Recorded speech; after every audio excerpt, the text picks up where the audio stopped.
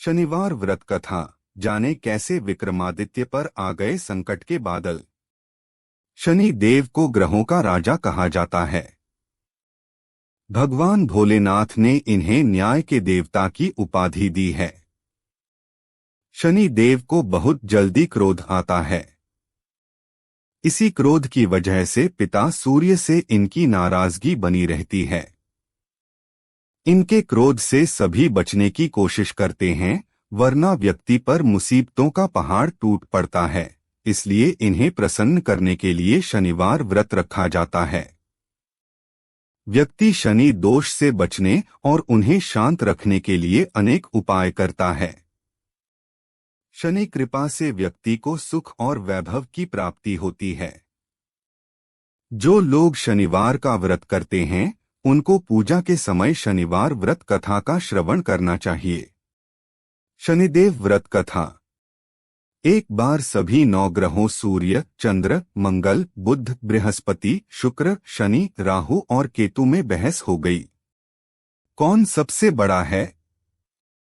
आपस में लड़ने के बाद सभी देवराज इंद्र के पास पहुंच गए। इंद्र असमंजस की स्थिति में निर्णय नहीं दे पाए, परंतु उन्होंने सभी ग्रहों को सुझाव दिया कि पृथ्वी पर राजा विक्रमादित्य ही इसका फैसला कर सकते हैं, क्योंकि वो बहुत ही न्यायप्रिय राजा हैं। सभी पृथ्वी पर राजा विक्रमादित्य के पास गए और अपने आने का कारण बताया। राजा उनकी समस्या को सुनकर बहुत परेशान हो गए। उनका चिंतित होना लाजिमी था, क्योंकि जिसको भी किसी से छोटा बताया तो वही गुस्सा कर जाएगा। राजा के काफी सोच विचार के बाद उन्हें एक उपाय सूझा। उन्होंने सुवर्ण, रजत, कांस्य, पीतल, सीसा, रांगा, जस्ता, अभ्रक और लौह से 9 सिंहासन का निर्माण करवाया। उन्हें उपर्युक्त क्रम में रख दिया गया। सबसे निवेदन किया गया कि क्रमानुसार सिंहासन पर आसन ग्रहण करें। शर्त रखा गया कि जो सबसे अंतिम में सिंहासन पर आसन ग्रहण करेगा, वही सबसे छोटा माना जाएगा, जिसकी वजह से शनि देव सबसे बाद में आसन प्राप्त कर सके और सबसे छोटे कहलाए। क्रोध के आवेश में आकर शनिदेव ने सोचा कि राजा ने यह सब जानबूझकर किया है। कुपित होकर राजा से कहा कि राजा, तू मुझे नहीं जानता। सूर्य 1 राशि में 1 महीना, चंद्रमा 2.25 महीने 2 दिन, मंगल 1.5 महीना, बृहस्पति 13 महीने, बुध और शुक्र 1 महीने विचरण करते हैं, लेकिन मैं 2.5 से 7.5 साल तक रहता हूँ। मैंने बड़े बड़े का विनाश किया है। श्री राम की 7.5 आने पर उन्हें जंगल जंगल भटकना पड़ा और रावण की आने पर लंका को बंदरों की सेना से परास्त होना पड़ा। क्रोधित शनिदेव ने राजा से कहा कि अब आपको सावधान रहने की जरूरत है। इतना कहकर शनि देव कुपित अवस्था में वहां से चले गए। समय गुजरता गया और कालचक्र का पहिया घूमते हुए राजा की 7.5 आ ही गई। तब शनि देव घोड़ों का सौदागर बनकर राजा के राज्य में गए।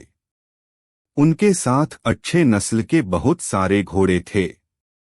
जब राजा को सौदागर के घोड़ों का पता चला तो अश्वपाल को अच्छे घोड़े खरीदने के लिए भेजा। अश्वपाल ने कई अच्छे घोड़े खरीदे। इसके अलावा सौदागर ने उपहार स्वरूप एक सर्वोत्तम नस्ल के घोड़े को राजा की सवारी हेतु दिया।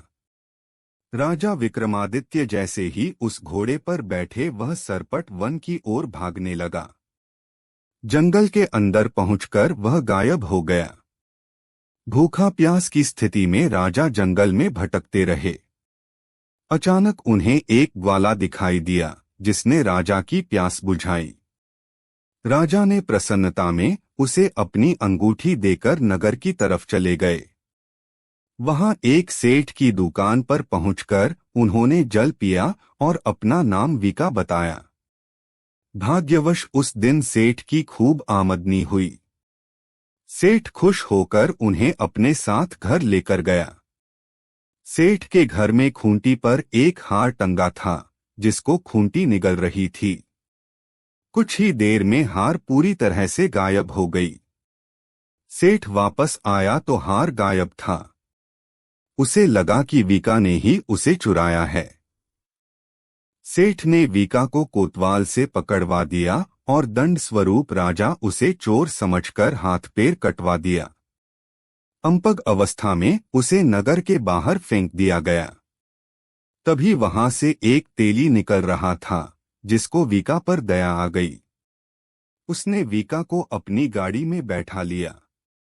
वीका अपनी जीभ से बैलों को हाँकने लगा। कुछ समय पश्चात राजा की शनि दशा समाप्त हो गई। वर्षा काल आने पर वीका मल्हार गाने लगा। एक नगर की राकुमारी मनभावनी ने मल्हार सुनकर मन ही मन प्रण कर लिया कि जो भी इस राग को गा रहा है वो उसी से ही विवाह करेगी। उन्होंने दासियों को खोजने के लिए भेजा, परंतु वापस आकर उन सभी ने बताया कि वह एक अपंग आदमी है। राजकुमारी यह जानकर भी नहीं मानी और अगले दिन ही वह अनशन पर बैठ गई। जब लाख समझाने पर राजकुमारी नहीं मानी, तब राजा ने उस तेली को बुलावा भेजा और वीका से विवाह की तैयारी करने के लिए कहा गया। वीका से राजकुमारी का विवाह हो गया। एक दिन वीका के स्वप्न में शनि देव ने आकर कहा कि देखा राजन, तुमने मुझे छोटा बताकर कितना दुख झेला है। राजा ने क्षमा मांगते हुए हाथ जोड़कर कहा कि हे शनि देव, जैसा दुख मुझे दिया है किसी और को ऐसा दुख मत देना। शनि देव इस विनती को मान गए और कहा कि मेरे व्रत और कथा से तुम्हारे सारे कष्ट दूर हो जाएंगे। जो भी नित्य मेरा ध्यान करेगा और चींटियों को आटा डालेगा, उसकी सारी मनोकामना पूर्ण हो जाएगी। शनि देव ने राजा को हाथ पैर भी वापस दिए।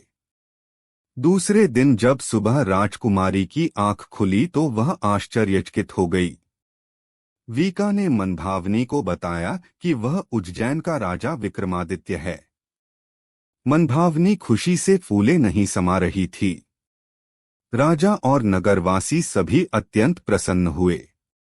सेठ ने जब यह सुना तो वह पैरों पर गिरकर क्षमा मांगने लगा।